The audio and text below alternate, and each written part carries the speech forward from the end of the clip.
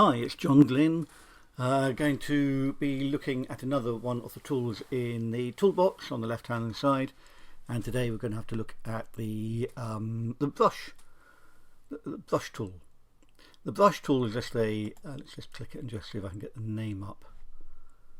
Yes, there we are, the brush tool. If you put your mouse over the top of these little icons, they should give you the name of what they are, and at the very bottom of your picture will be a choice of brushes. We're going to look at the very first brush as an option. This is Photoshop Elements 20, and I'm just using a normal PC with a mouse, nothing clever. I'm not trying to do anything that people wouldn't have at home.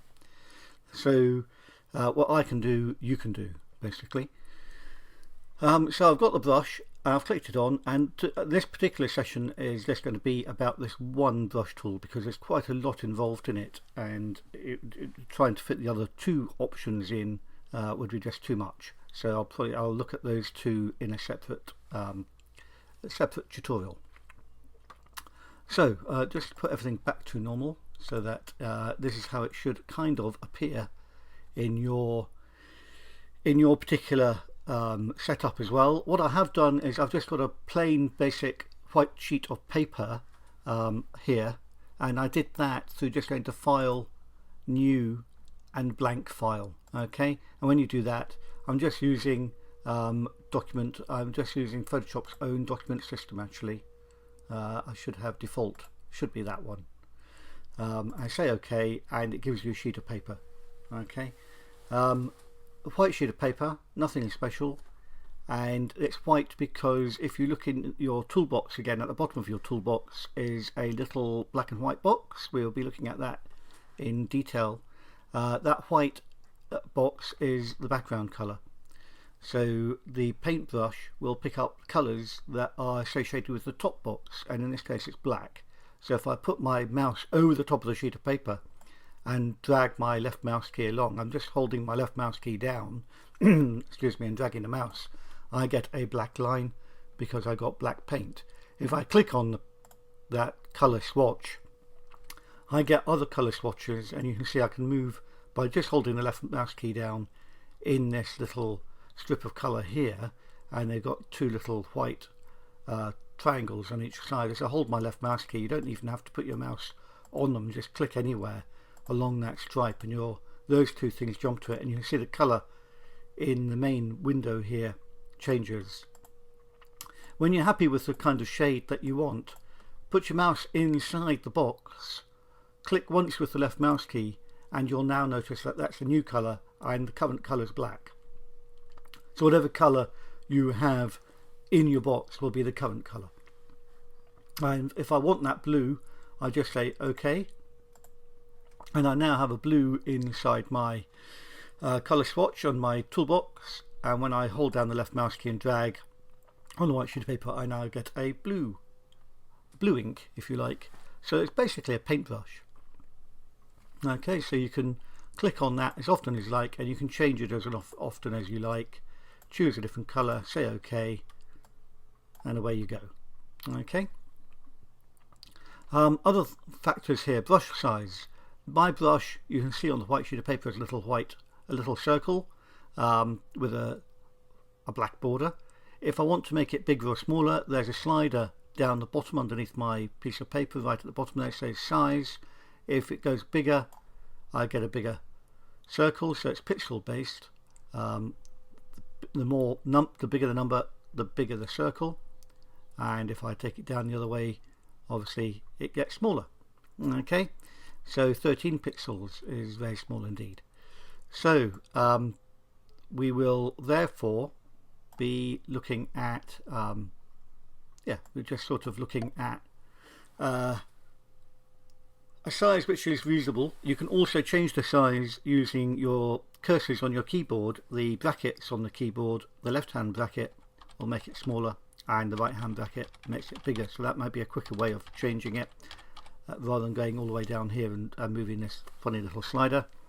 Opacity, if I slide that down and then draw, you'll notice that the colour becomes less strong because more of the background is coming through. So opacity is how much of the background colour you're allowing through to the foreground. Okay, so 100% opacity is the 100% color. So have a go. Just doing that even just teaches you the basis of these brushes. Next thing, on the right hand side you've got normal modes, and you also have brush settings and tablet settings. Now tablet settings will be if you're using a pen tool. So if you're using a mouse, it's not going to have any impact, so you're not going to use it. Brush settings I'll look at next. Fade, I'm going to look at fade. I may have to zoom in slightly for you to see the effect, but if I, at the moment it's at the top on the right hand side, there is no fading. Okay, if I now go down, go to brush settings again, and I take this down, it now fades. You can see a very, very soft edging at the far right hand side, so it's fading off from the effect. That one's solid, this one's fading, so therefore as I move my mouse across, it actually stops working altogether. I'm still holding the left mouse key down, but the color is no longer working. It's faded to nothing.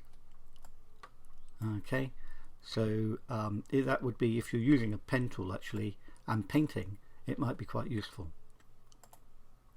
I keep pressing the wrong one, don't I? Brush settings, there we are. So that's fade. Hue and jitter. Hue jitter is actually the background color. So I'm going to change the background color. I'll keep the foreground color orange, but I'll change the background color to green so you can see a definite difference. And I'll say OK. So I've now got two colors in my color swatch, orange and green. And I'll go to the jitter settings. So at the moment jitter is on 0. So as I move my mouse across, you can see nothing happens. I'll now go to brush settings again, and I'll up the jitter. I don't think I need to do a huge amount, maybe more than that. However, let's do a bit more of a jitter, and you can now see that I get orange green, orange green, orange green, orange green, etc. The green isn't quite the same as that green, but it's probably because they're mixing the colours slightly together. So there you have a jitter. You get the two colours, okay, as weird as it might seem. So you can play with that under brush settings. Presumably the greater the jitter, yeah, kind of. Okay, so you got that sort of thing. If you're interested in jittering around your picture, put that back down. I'm going to clear this page now because it's just too much. To clear what I've just done, I'm going to go up to Window, History, and start at the top of my history. On the right hand side there's a panel. It's called the History panel. If I drag that little slider up to the top, I have New. If I go to New, that's when my picture is opened. Click the right mouse key, I can clear history, and I can say yes. And now I'm back to a blank sheet of paper. It's quicker than doing undo, undo, undo, undo. I can just clear the whole lot in one fell swoop. Okay, so everything I'm doing is being recorded basically by the computer. Now brush settings. Let's go back into that again. We've got scatter. At the moment I'm going to put everything back to square one, black and white, just so that we're into normal. Brush settings, scatter this time. At the moment when I hold down the left mouse key and draw a line, it just is a one straight line. Okay, now if I go back into brush settings and I say scatter, and I click once with the left mouse key, it changes quite dramatically. Okay, as you move the mouse around, I'm just clicking or just slightly moving the mouse, you'll see that they scatter. And if I up the scatter more, you can see the computer. I'm just clicking once now with the left mouse key. I'll do undo so that you're not seeing, putting my on the new, delete, clear history, yes. I'll click once with the left mouse key.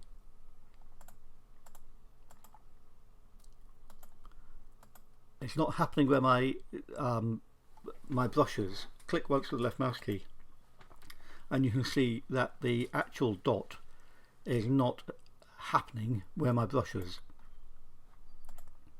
Sometimes it is, and other times it isn't. It's scattering. Okay, so scatter means basically that what you're doing in a particular place is not necessarily going to happen where you would expect. Okay, so just be aware that's what scatter happens to be. You click once with the left mouse key, but the effect you're doing is going to be offset somewhere else on the page, and it could be quite a long way from where your brush happens to be. I'll turn that off. Oh crikey, I get these messages all the time. Okay, let's just go back up and clear history again. Okay, so have a go, scatter. It's a bit weird. Hard spacing. That's the next thing, isn't it? Spacing. On very low at the moment. There we are. As I drag my mouse along, it's one long line. So I go to brush settings and I up the spacing. God dear, another message. Up the spacing.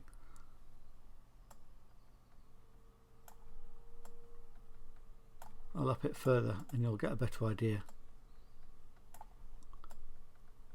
As I move my mouse along now, instead of a long line, I'm getting circles. I'm just holding the left mouse key down. I'm not clicking. Up the spacing more. So basically it's putting the effect at a set distance away from each other.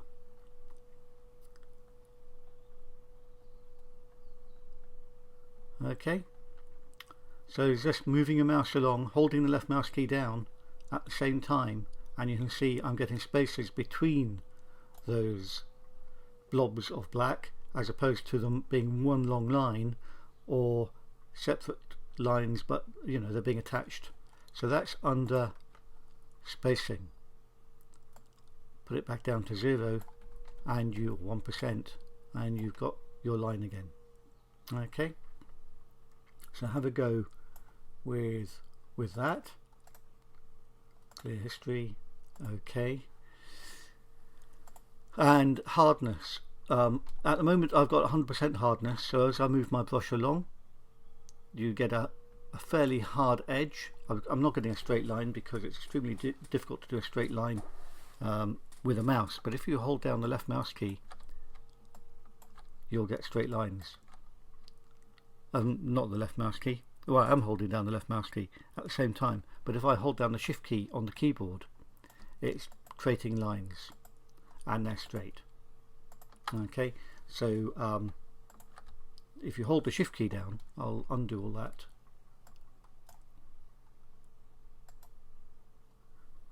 That's fine.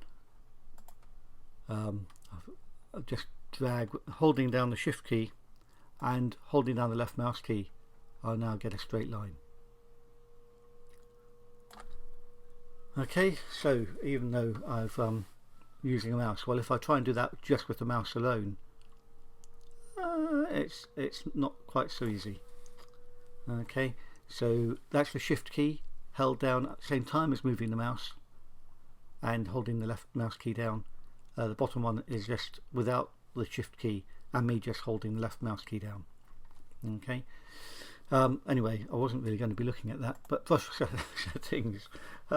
Hardness, you can see that I've got quite a hard edge. I'm now going to reduce the hardness and holding down the shift key again I'll get a straight line. Oh, there you are. You can see now it's a soft edge. Let's just take there's a definite difference. It joins up. Let's see, there we are. It's now a soft edge. You can definitely see a difference between a hard edge and a soft edge. So soft edge brushes we would normally use, especially in photography, because you're trying to hide whatever you're doing to your photograph into the background so it's not obvious. Well, if you had a hard edged brush and you're working on your picture, it may look like you've cut things out and stuck them on. So soft edge brushes tend to be the more used than hard edged. Okay, roundness, I can do it right now, is to do with this funny little shape at the bottom here, which is a circle.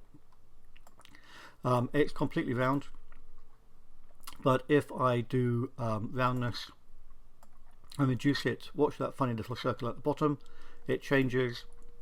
Put my mouse over the top of my piece of paper and you'll see it's now changed to an elliptical. And if I keep on changing and go down to no round, it's almost a straight line. So you can change the shape of your brush as well, okay, through using these particular tools. And the brush here changes shape as well on the left hand side. You can see that it becomes kind of like that. So if you're drawing or painting or writing, you get a different pen. Not very easy to write with a mouse, but anyway, there you are. And next thing to do with all of this, I'm going to close that window down now, put everything back to normal. I'm now going to go to colors actually, and you look at mode. So let's just clear what I've just done on that page again. I will do new, right mouse key, clear history, yes, back to square one. Let's give ourselves some color, say OK, and a that should be okay actually, and I will do a line of red. I know it's not straight, and I will do another color, blue. Okay, and I'll hold the shift key down. Hold the shift key down now, I'll get a straighter line. That'll keep people happy. Okay, there we are, nice straight line.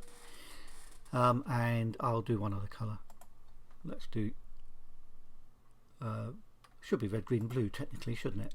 We're photographers. Okay, another straight line and a black. Just now you'll see what the effect is on each of these. There we are, perfect, good. And then I'm going to choose a different color. I'll choose yellow. I'll say OK, and we will look at modes, and we can have things like overlay. If I'm just going to drag a picture, my color, holding down the left mouse key,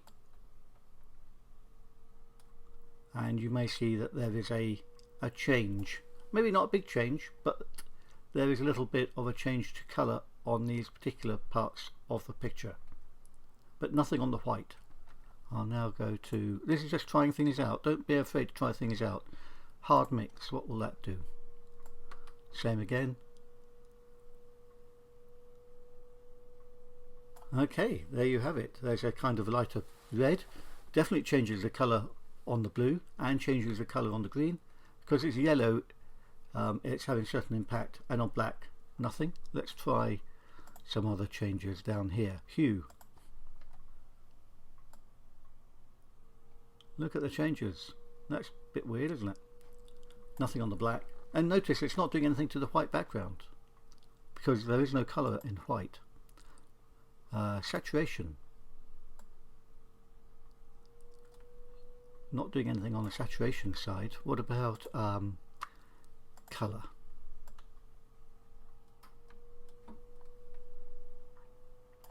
And what about luminosity? Okay, great. So when you're changing the mode, you're changing the way that color will react to other colors, not only with a paintbrush but actually with your photographs as well. So when you're changing aspects of your picture, you will sometimes be using modes to do it, especially overlay. It's quite a common thing to use in photography for certain, when you're working on photographs. Overlay is used quite a lot. So that's where it's picked up is in the mode section of the tools.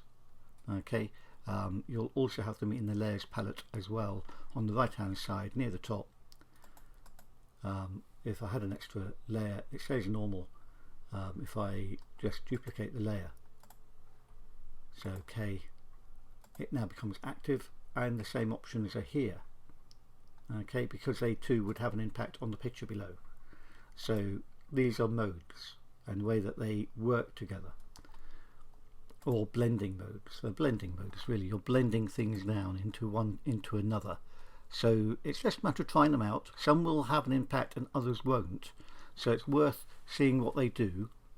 You may find that they have no impact whatsoever, that just lightens. Okay.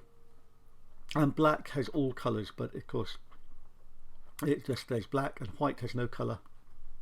It pretty much remains white apart from on luminosity, which is about greys, just going to grey.